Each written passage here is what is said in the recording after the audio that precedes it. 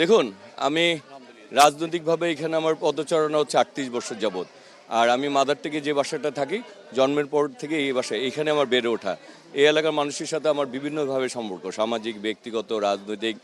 আমি তাদের মানে স্নেহ ভালোবাসে বেড়ে উঠেছি। তারাও আমার কাছে খুব সহজে তাদের মনের কথাটা বলতে পারে। আবার এই এলাকার মানুষের দুঃখ কষ্টগুলিও আমি খুব নিজের দুঃখ কষ্টই মনে করি, এবং আমি নিজেও এই দুঃখ কষ্টগুলির মধ্যে বেড়ে উঠেছি। সুতরাং মানুষ তাদের ঘরের সন্তান হিসাবে, তাদের ছেলে হিসাবে আমাকে বেছে নিয়েছে, এবং এই জন্য প্রচুর সাড়া পাচ্ছি। এই এলাকায় সব থেকে বড় একটা সমস্যা আমরা যেটা দেখলাম, এই যে বিভিন্ন জায়গায় স্ট্যান্ড বানিয়ে রেখেছে, টেম্পো স্ট্যান্ড, এইটা নির্মূলে কোনো কাজ করবেন কিনা? আমরা চাই যানজটকে নিরসন করতে। আমরা সন্ত্রাস, চাঁদাবাজিকে আমরা কোনো রকম আশ্রয় প্রশ্রয় দিব না। আমি দীর্ঘ ৩৮ বছর রাজনীতিতে, মানুষ আমার সম্বন্ধে ভালো জানে, এবং মানুষ আমার বেড়ে ওঠা থেকে এই পর্যন্ত জানে, এবং মানুষ জানে যে আমি যা কিছু ভালো, তার সাথেই ভালো কিছু করার চেষ্টা করব। এবং যারা এইসব যারা এই সমাজের জন্য, আমাদের এই দেশের জন্য বা আমাদের এলাকার জন্য ক্ষতিকর, তাদেরকে অবশ্যই আমরা তাদের বিরুদ্ধে বিভিন্ন ধরনের ব্যবস্থা গ্রহণ করব।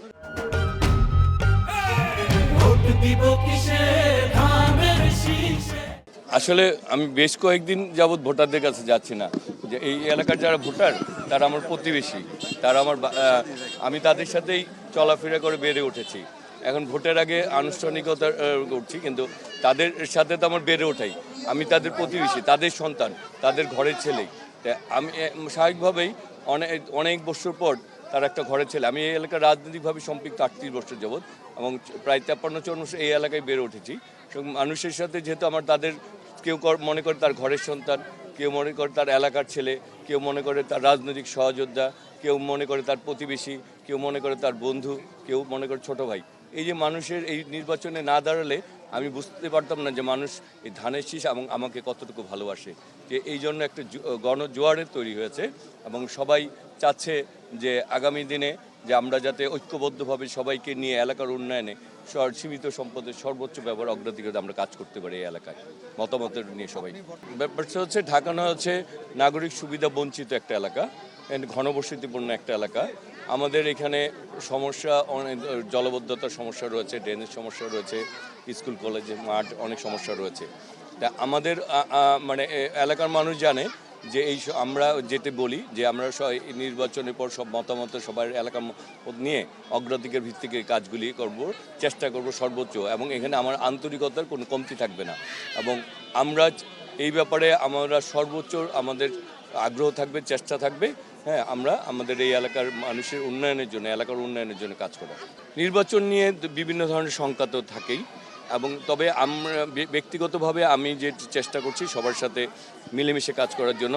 কেউ ধরনের আমরা চাই যে আমরা যারা প্রার্থী রয়েছে তাদের আমাদের কথাবার্তা কাজকে কেউ যাতে দূরত্ব তৈরি করতে না পারে, পরিবেশকে যাতে নষ্ট করতে না পারে।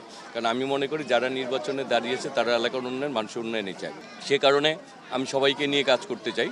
আর এটি এখন পর্যন্ত আমাদের পরিবেশ সুন্দর আছে, তবে নির্বাচন মানুষ যাতে তার ভোটাধিকার প্রয়োগ করতে পারে সুন্দর একটি পরিবেশে, এবং সেটি যাতে বাস্তবায়ন হয় সেই পরিবেশটি পেলেই, কারণ আমরা দীর্ঘ অনেক রক্তের বিনিময়ে অর্জিত এই ভোট, সুতরাং মানুষের আশা ভরসার জায়গাটা অনেক বেশি। আমি তো বললাম যে আমরা চাই এই ঢাকানকে উন্নয়ন মডেল হিসেবে গড়ে তুলতে। আমরা চাই আমাদের অভাব অভিযোগগুলিকে আমাদের এলাকা ভিত্তিক মতামতের ভিত্তিতে, অগ্রাধিকার ভিত্তিতে গড়ে তুলতে। আমাদের সম্পদ সীমিত, অভাব অনেক বেশি, তবে আমরা চাই যেহেতু আমরা অবহেলিত, আমাদের এলাকার উন্নয়নগুলি যাতে আগে হয়, এটাই হচ্ছে আমাদের দাবি।